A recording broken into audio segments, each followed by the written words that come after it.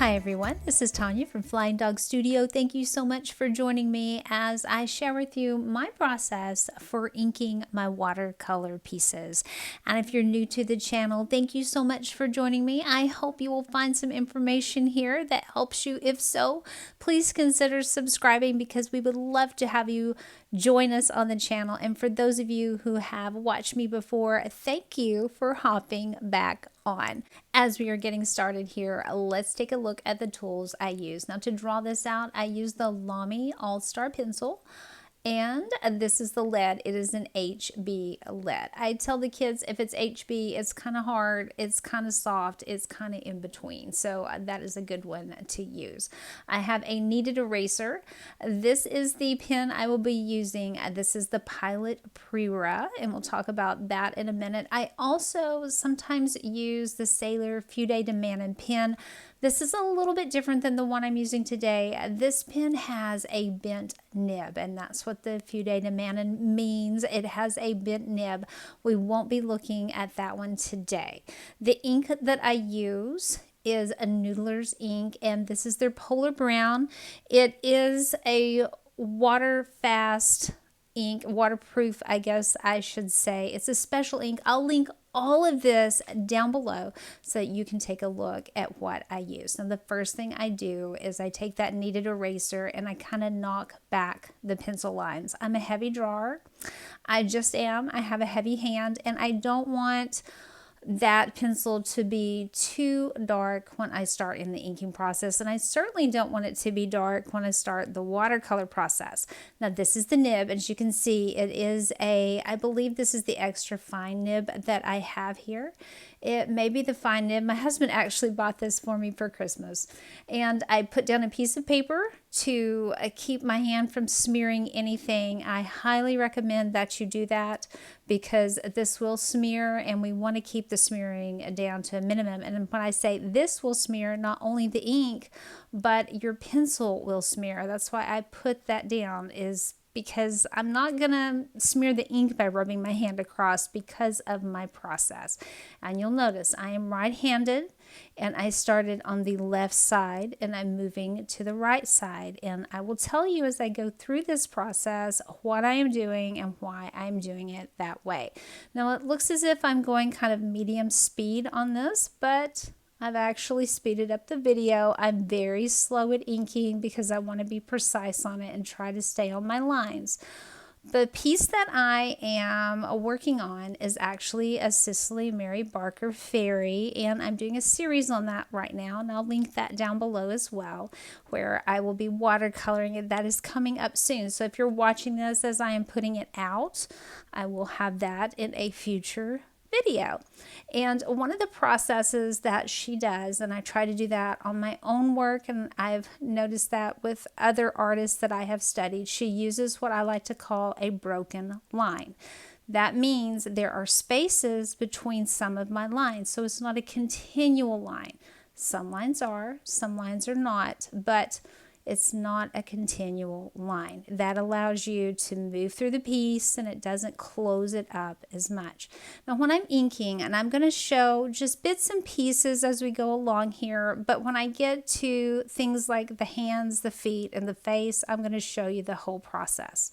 You'll notice sometimes I start at the top and go down. Sometimes I start at the bottom and go up. That's so I can see around my hand, because the way I hold the pencil, my thumb and my forefinger get in the way.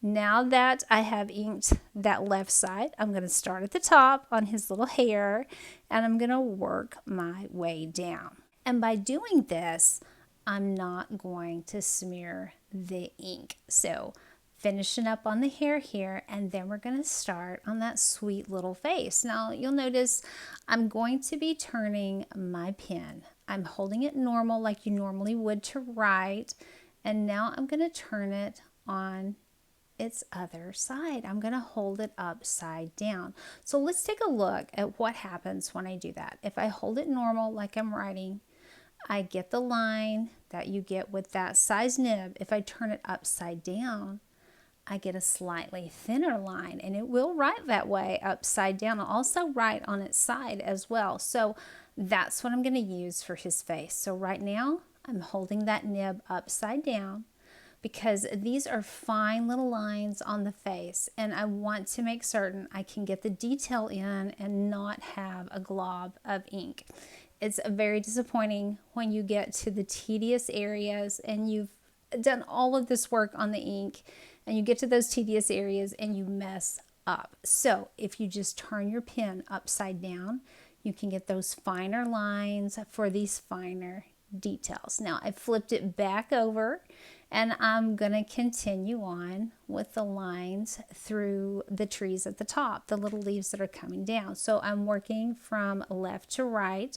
I'm going to work this upper area, and the entire time I'm doing this, I'm thinking about where my hand placement is.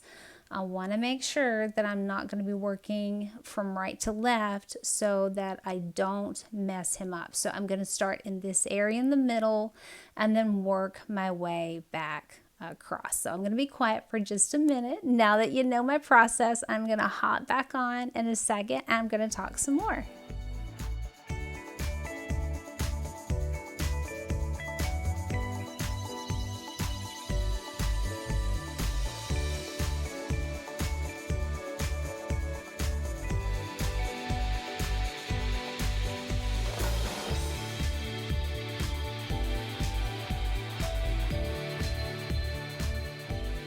As I'm finishing up his little toes here, I want to work on the hand. Now you notice I put my hand on top of where that ink was, but that area was dry and I still covered it with the paper, and I turned the art piece so I could work just a little bit better. I will do that a lot. Sometimes I have that on camera if I'm showing my inking process, sometimes I do not. But if I feel as if I can't see an area well enough, I will turn my paper sometimes completely upside down just so I can get the proper angle so I don't smear things around. So I'm going to finish up on all these little leaves down at the bottom, but you're going to notice I'm not inking everything in, and we'll talk about that in just a few minutes. There is a reason for that. If you haven't followed along with my studies on Beatrix Potter and now Cicely Mary Barker, I take a look at what they've done and I try to emulate it. So I am purposefully skipping these areas. And I don't always ink my pieces like this. Sometimes in my watercolor, I don't ink my pieces, but these ladies did.